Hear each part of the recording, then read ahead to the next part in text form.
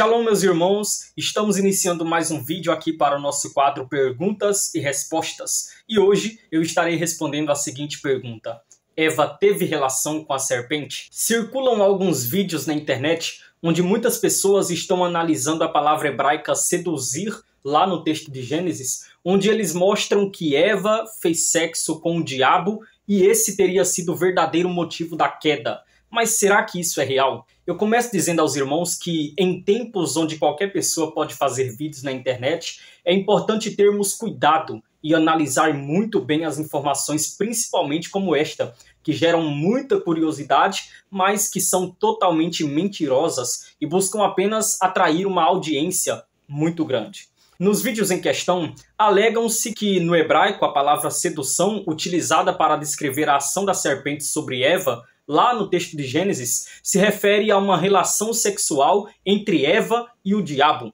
A árvore do conhecimento do bem e do mal, segundo essa interpretação, seria uma referência ao próprio diabo, figurativamente citado como uma árvore. Assim, Eva teria sido seduzida e tido relações sexuais com o diabo, o que teria sido motivo de sua queda.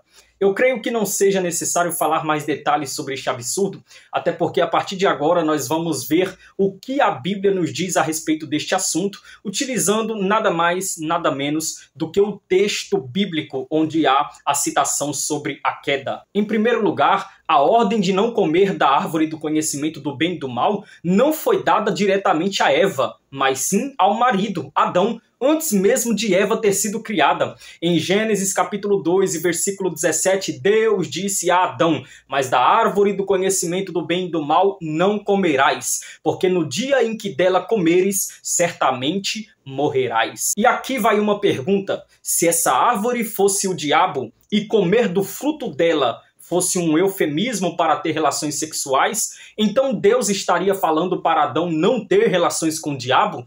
Em Gênesis capítulo 2, verso 16, Deus disse a Adão: de toda árvore do jardim comerás livremente. E aqui vem outra pergunta: considerando que Deus disse que Adão poderia comer de todas as outras árvores do jardim, quem seriam essas outras árvores com as quais ele poderia ter relações? Que pessoas ou seres seriam esses, já que até aquele momento só existia Adão enquanto ser humano? Se o diabo é a árvore e se o comer do fruto é ter relações com Satanás, então todas as outras árvores seriam simbólicas e o fruto delas seriam espirituais com quem Adão poderia ter relações, mesmo ainda não existindo a mulher?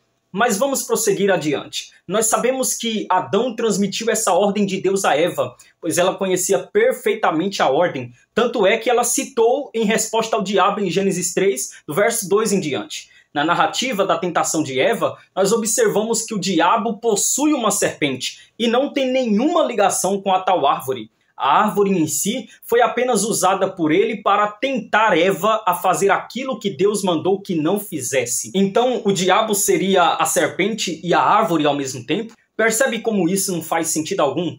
O que observamos na narrativa é que a árvore era uma árvore de fato, e o foco estava na desobediência a Deus e na distorção da verdade de suas palavras feita pelo diabo. Em Gênesis capítulo 3 e verso 4, a serpente disse a Eva: é certo que não morrereis, plural, nem ela e nem Adão. O mais bizarro vem agora. A narrativa bíblica diz que a mesma coisa que Eva fez, Adão também fez, não é mesmo? Então, ambos comeram. Em Gênesis 3, verso 6, está escrito: vendo a mulher que a árvore era boa para se comer, agradável aos olhos e também desejável para dar entendimento, tomou-lhe do fruto e comeu, e deu também ao marido.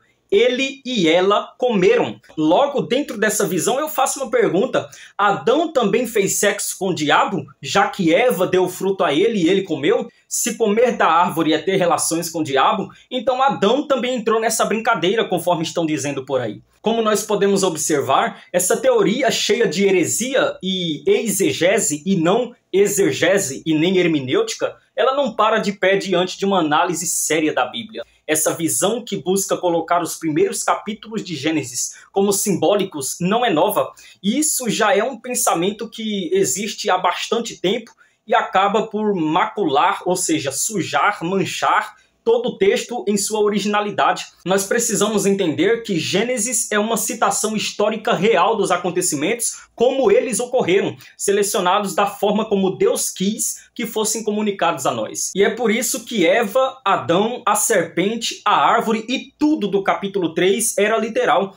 Ou se considera assim, ou nós descartamos toda a ideia criacionista, toda a compreensão que o próprio Novo Testamento expressa sobre a literalidade das descrições. E até mesmo Adão, Eva e os outros personagens não poderiam ser reais dentro de uma descrição simbólica absurda como essa que esses hereges levantaram.